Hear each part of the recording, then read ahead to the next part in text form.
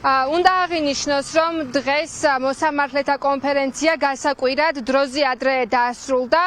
ჩვენი დაკვირვებით მოსამართლეები საკონფერენციო დარბაზშიც კი არ იყვნენ შესულები, როდესაც მათ დაიწყეს უკვე პერიმეტრის დატოვება ავტომობილებით. რა თქმა უნდა, მოსამართლეები დღეს ცდილობდნენ ჩვენი კითხვებისთვის თავი აერიდებინათ.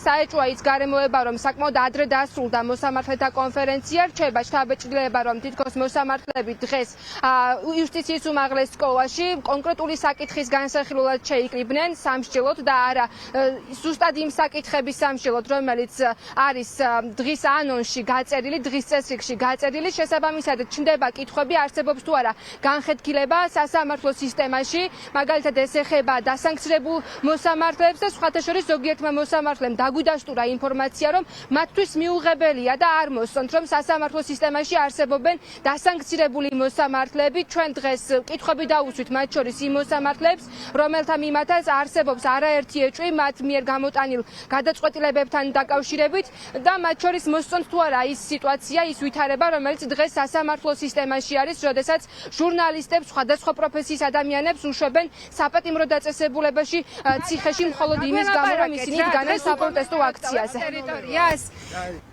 ბატონო ლევან, დაგველაპარაკეთ რა, დღეს უკომენტაროთ ტოვებთ ტერიტორიას. როგორც ვიცი, უთანხმოება გაქვთ მოსამართლეებს. სალამდე მომდებთ ახლა. აი პირბადის გამო რომ უშვებენ ციხეში ადამიანებს, თქვენ კი კარგად გიკეთებთ. პირბადის დანიშნულება იცით გეთაყვარა არის? ჩვენ ვიცით და თქვენ ხელისუფლებამ და მე რატომ აქ პირბადი ახლა ატყობ თქვენ თუ ვერ ხვდებით? ვერ ხვდებით. ვერა? ხმაზე არ მეტყობა? შეგიძლიათ გითხრათ რა საკითხებზე ისაუბრეთ? მათ შორის იმაზე, ვინც დასანქცირებულია უკან დაწერილ. საბჭოს წევრის არჩევა იყო და მივიღეთ მონაწილეობა კენჭის. ისაუბრეთ აი სანქცირებული მოსამართლეები რომ ყავს სასამართლო სისტემაში. არიდებთ როგორც ვეც ქვეყანა მომეწონება, ვეც მოსამართლე და ვერავინ. ეხლა რატო არიან სანქცირებული? ახლა ის ცალკე შესაფასებელია. თქვენ შეიძლება მოგწონდეთ ზოგადად სანქცირებული ქვეყანა, ახლა მოსამართლე იქნება, პროკურორი იქნება თუ ასე შემდეგ. რა თქმა უნდა, არა, ეს ხომ ქვეყნის იმიჯზე მოქმედება. და რამდენად არის სწორად სანქცირებული ცალკე შესაფასებელია. სანქცირებულ მოსამართლეებზე თქვენ ხარვა, რა თქმა უნდა, კი, რა თქმა უნდა, არ სანქცირებულ მოსამართლეებს მოსწონთ ალბათ ეს გვა. თანხმოება მოსამართლეებს შორისაც არსებობს, ხომ? ახლა ამისთვის შეიკრიბეთ, რომ მოაგვაროთ ეს საკითხები? რა საკითხზე ისაუბრეთ? შეგიძლიათ გითხრათ? ასე მალე რომ დატოვეთ პერიმეტრი. შეგიძლიათ გვიპასუხოთ ეს უთანხმოება, რაც მოსამართლეებს შორის არის? მოება არ არის. ყველაფერი კარგად არის. მოგწონთ ქალბატონო მოსამართლე, რაც სასამართლოებში ხდება, მისაღები არის ადამიანებს, რომ გზის გადაკეტვის გამო რომ აპატიმრებენ. შეგიძლიათ გითხრათ რა საკითხებზე ისაუბრეთ? შეთანხმდით მოსამართლეები?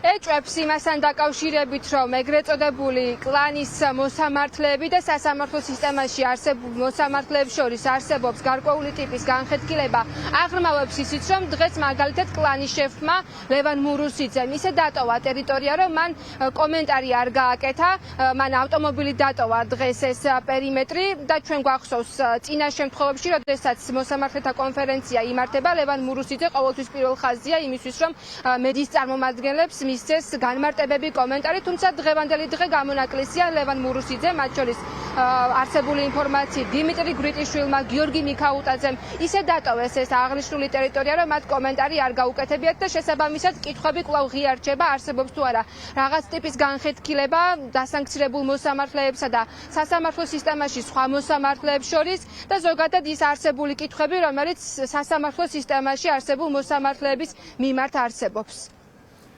პირდაპირ ეთერში ნინო ელიკაშვილი საუბრობდა.